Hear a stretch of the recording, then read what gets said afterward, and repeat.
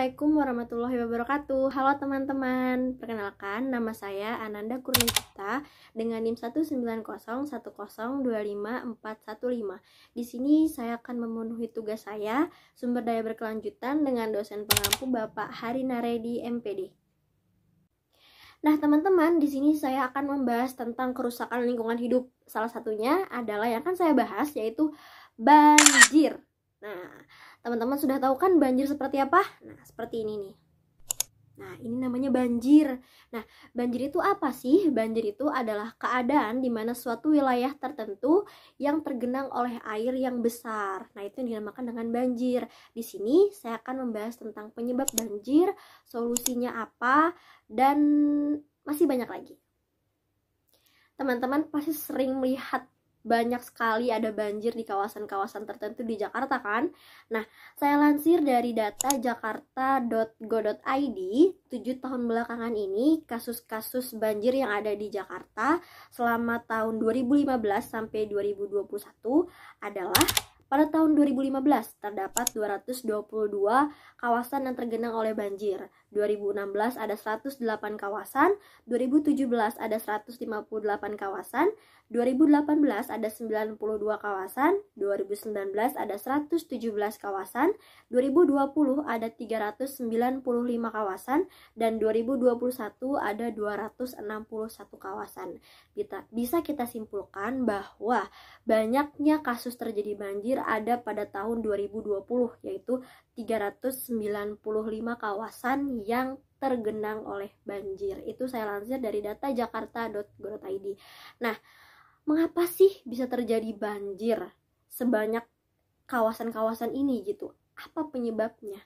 Bagaimana bisa banjir itu terjadi? Nah, ini adalah penyebab-penyebab terjadinya banjir. Dari artikel jurnal Inovasi Penelitian tentang analisis penyebab banjir yang saya telah baca, ada dua faktor yang mempengaruhi terjadinya banjir. Yang pertama ada faktor alam, lalu yang kedua ada faktor buatan manusia. Nah, faktor alam ini terdiri dari yang pertama, ada hujan yang lebat. Derasnya hujan, curahnya hujan yang lebat itu bisa mempengaruhi terjadinya banjir karena faktor alam. Lalu yang kedua, ada pengaruh geografi sungai dari hulu ke hilirnya. Nah, geografi sungai, bentuk sungai, satu sungai itu juga dapat mempengaruhi teman-teman bagaimana bentuknya. Nah, itu bisa mempengaruhi itu kenapa bisa air itu meluap sampai ke atas dan mengakibatkan banjir di sekitar kawasan sungai.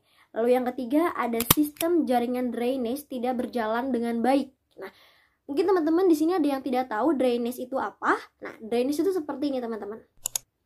Nah, pernah teman-teman lihat drainase itu ada di mungkin kawasan rumah teman-teman atau ada di pinggir-pinggir jalan. Nah, betul, ini adalah drainase. Mungkin bisa kita katakan adalah saluran air ya. Nah, drainase ini merupakan tempat bawah saluran air di bawah buatan manusia untuk menyalurkan, untuk menyaring air dengan skala jumlah yang banyak untuk dihantarkan ke pusat penampungan air seperti itu. Nah, sistem jaringan drainase tidak berjalan dengan baik. Di luar dari banyaknya sampah mungkin yang ada di drainase, sistem jaringannya kalau misalkan tidak baik itu juga bisa menimbulkan banjir. Apakah dengan cara pembuatannya atau bagaimana saluran-saluran drainase itu mengalir, nah itu merupakan juga salah satu penyebab banjir. Lalu yang terakhir ada pasang surut air laut. Pasang surut air laut ini bisa mengakibatkan banjir faktor alam karena terjadinya pasang surut air pantai seperti itu.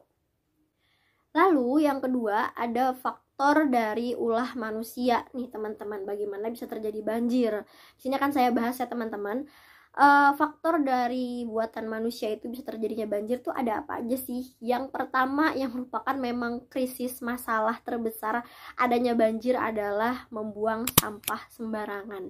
Itu memang sudah menjadi faktor utama mengapa bisa terjadinya banjir nih di Jakarta. Karena kita masih sering menemukan sampah di pinggir jalan, di saluran air, di sungai, di kali. Nah, itu merupakan faktor paling utama sekali gitu mengapa bisa terjadinya banjir. Yaitu yang pertama membuang sampah sembarangan. Lalu yang kedua, curah hujan yang begitu deras. banyaknya hujan yang turun, hujan yang begitu deras, curah hujan yang sangat banyak, skala air yang banyak, itu bisa mengakibatkan banjir karena, nah yang ketiga, tersumbatnya saluran air oleh sampah. Karena tadi kita membuang sampah sembarangan ke got, ke kali, atau kemana, ke jalanan, itu bisa mempengaruhi tersumbatnya saluran air seperti yang tadi misalkan yang kita sebut drainage. Nah itu kalau misalkan kita buang sampah sembarangan di jalan gitu kan, nah sampah itu atau mobil kendaraan yang lewat atau kita yang tidak sengaja tertendang atau karena curah hujan, itu bisa membuat sampah-sampah itu akhirnya masuk ke dalam drainase tersebut, saluran air tersebut. Makanya bisa terjadi banjir karena sampah-sampah yang tersangkut di saluran-saluran air. Lalu yang keempat, membangun pemukiman di atas sungai. Nah, membangun pemukiman di atas sungai ini kita udah sering lihat ya teman-teman, di mana pinggir-pinggir kota Jakarta, bahkan mungkin di tengah kota Jakarta ada bangunan di atas sungai gitu kan. Contohnya seperti sekarang, tapi sudah beberapa kelurahan sudah menggalakkan peraturan di mana harus memberantas bangunan di atas sungai. Contohnya misalkan di daerah saya, di kelurahan saya sekarang bangunan-bangunan mau itu gubuk, mau itu tata usaha ruko yang ada di atas sungai sekarang sudah diberantas oleh kelurahan di daerah tempat tinggal saya. Mungkin di kelurahan-kelurahan juga sudah ada gitu kan. Tapi membangun pemukiman di atas sungai itu sangat salah teman-teman, karena harusnya air itu lebar gitu, maksudnya skala bentuk sungainya itu lebar. Nah itu bisa terhambat karena adanya bangunan di atas sungai tersebut gitu. Lalu selanjutnya ada penebangan pohon yang banyak. Nah kita juga suka melihat ya, sekarang banyak pohon-pohon yang ditebangi, mungkin ada di pinggir kota atau ada di tengah kota. Sekarang pohon-pohon juga mulai sedikit. Nah kenapa bisa sampai terjadinya banjir padahal yang ditebang itu pohon gitu kan. Nah begini teman-teman, menurut yang saya baca ya, jadi harusnya air itu kan turun diserap oleh tanah, lalu saat ada di tanah bisa terbantu diserap oleh akar pohon gitu kan. Nah kalau misalkan pohon-pohon itu ditebang-tebangi, berarti yang menyerap air dari jatuh ke tanah itu hanya tanah aja gitu, jadi pohonnya itu tidak menyerap air gitu kan. Nah itu merupakan salah satu penyebab terjadinya banjir karena kurangnya resapan air dari pohon itu. Yang gimana mau diresap, orang pohonnya aja ditebang gitu loh. Oke, selanjutnya adalah tanah yang tidak mampu menyerap air. Lalu yang terakhir adalah pengelolaan tata ruang yang salah. Nah pengelolaan tata ruang yang salah ini dimaksudkan adalah sekarang banyaknya bangunan-bangunan yang ada di Jakarta gitu teman-teman, yang harusnya itu lahan terbuka untuk penghijauan, untuk penyerapan air hujan, itu sekarang sudah dirubah menjadi banyaknya pembangunan-pembangunan. Nah itulah salah satu tata kelola ruang yang salah, karena banyaknya bangunan tapi tidak memperbanyak juga lahan terbuka hijau untuk penyerapan air gitu. Kita hanya fokus di pembangunan-pembangunan saja, gedung-gedung bertingkat saja, tanpa memikirkan lahan untuk penyerapan air, seperti itu teman-teman.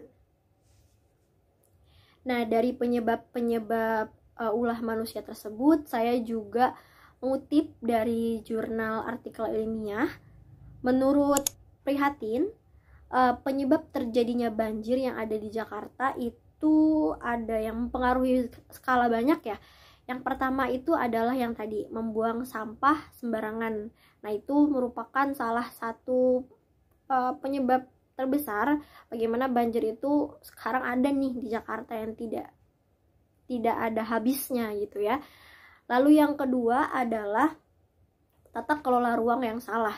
Yang tadi sudah saya jelaskan bahwa kita ini hanya fokus kepada pembangunan saja, tetapi kita juga banyak bangunan yang dibuat tapi lahan terbuka juga makin lama makin sedikit, tidak ada gitu. Taman kota sekarang sudah menipis gitu. Jadi pengelola tata ruang yang salah itulah yang membuat banjir itu ada di Jakarta. Seperti misalnya tata ruang di Bogor, di Jakarta, di Bekasi, di Tangerang, di Depok. Nah itu sudah ada pembangunan yang banyak gitu teman-teman. Nah harusnya mungkin ya kita nih pemerintah fokus untuk membangun bangunan atau jembatan atau hal-hal semacam itu.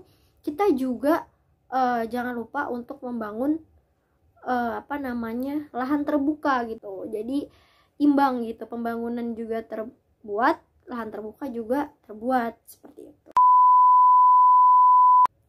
Nah teman-teman, tadi kita sudah membahas penyebab-penyebab terjadinya banjir, mulai dari faktor alam dan faktor manusia gitu. Tapi apakah hal tersebut tidak ada solusinya? Pasti ada solusinya kan teman-teman. Semua hal akibat-akibat itu pasti ada solusinya gitu. Nah, solusinya apa sih agar banjir itu bisa teratasi? Nah, yang pertama adalah jangan membuang sampah sembarangan. Saya sekarang alhamdulillah sudah melihat banyak tempat-tempat rekreasi, wisata, atau mall, atau sekolah, atau pinggir jalan sudah ada pemilah-pemilah sampah tuh, kayak sampah organik, anorganik, seperti itu. Itu sudah banyak lah gitu ya, seperti itu. Lalu yang kedua, tebang pilih atau reboisasi. Jadi jangan asal main tebang aja pohon gitu. Misalkan ada di tengah taman komplek atau di mana gitu kan. Nah, jangan asal main tebang aja gitu. Mungkin dilihat dulu apakah pohon ini tua atau masih bisa untuk tumbuh lagi, apakah masih muda gitu. Jadi sistem tebang pilih gitu. Nah, setelah sudah menebang pohon tersebut, jangan lupa untuk direboisasi, penanaman pohon kembali gitu. Jangan hanya ditebang tapi gak ditanam lagi gitu loh. Lalu yang ketiga ada jangan membuat bangunan di pinggir sungai. Nah, itulah teman-teman. Kalau misalkan tanah pinggir sungai itu terbangun oleh bangunan-bangunan, bisa dikatakan bahwa lahan-lahan itu akan mengikis. Lahan-lahan pinggir sungai itu akan terkikis lama-lama. Nanti saat curah hujan yang banyak, air itu mulai meluap, keluarlah air itu keluar gitu ya teman-teman. Lalu yang keempat adalah perbanyak lahan terbuka hijau. Nah, ini sangat diperlukan teman-teman untuk menyerap air-air hujan yang telah jatuh ke tanah gitu kan.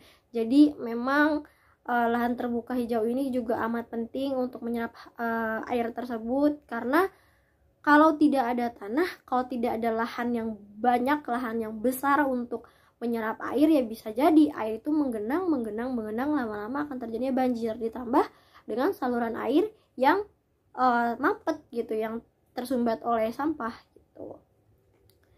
Dan yang terakhir adalah membuat lubang biopori. Nah, ini juga saya alhamdulillah sudah melihat banyak lubang-lubang biopori yang ada di pinggir-pinggir perkampungan atau pinggir-pinggir jalanan gitu kan. Mungkin teman-teman di sini ada yang nggak tahu lubang biopori apa. Nah, lubang biopori itu seperti ini teman-teman. Nah, ini berfungsi untuk menyerap air gitu, air hujan yang turun gitu. Jadi mungkin kalau misalkan ini tanah gitu ya, ada hujan gitu muncul, itu kan akan jalan terus. Tapi karena ada lubang biopori untuk untuk menyerap air tersebut, mungkin dia bisa masuk ke dalam lubang biopori tersebut dan diserap oleh tanah, seperti itu. Itu merupakan salah satu solusinya teman-teman, solusi dari banjir tersebut. Oke teman-teman, kita sudah membahas bagaimana solusinya untuk terjadi banjir dan segala macam. Tapi kita harus mengingat juga teman-teman bahwa banjir itu tidak bisa kita hindari, tidak bisa kita atasi dengan instan gitu ya teman-teman.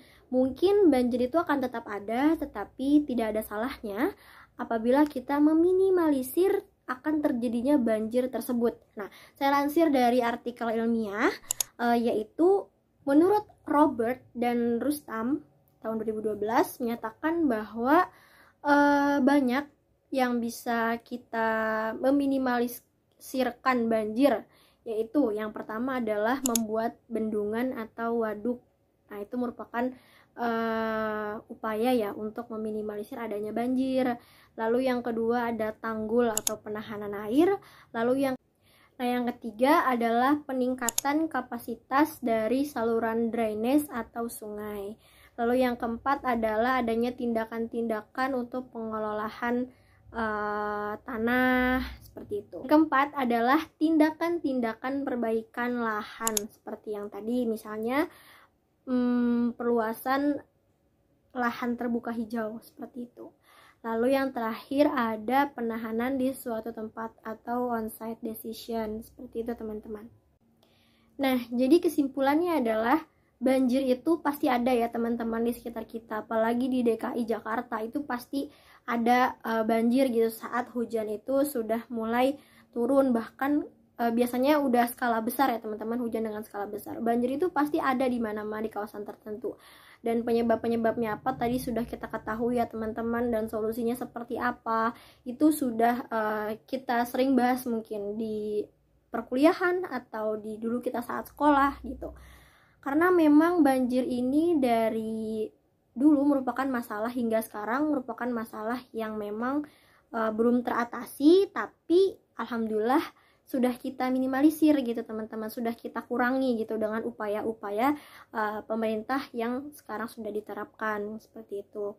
Nah, mungkin itu saja teman-teman yang bisa saya bahas tentang kerusakan lingkungan hidup yaitu banjir.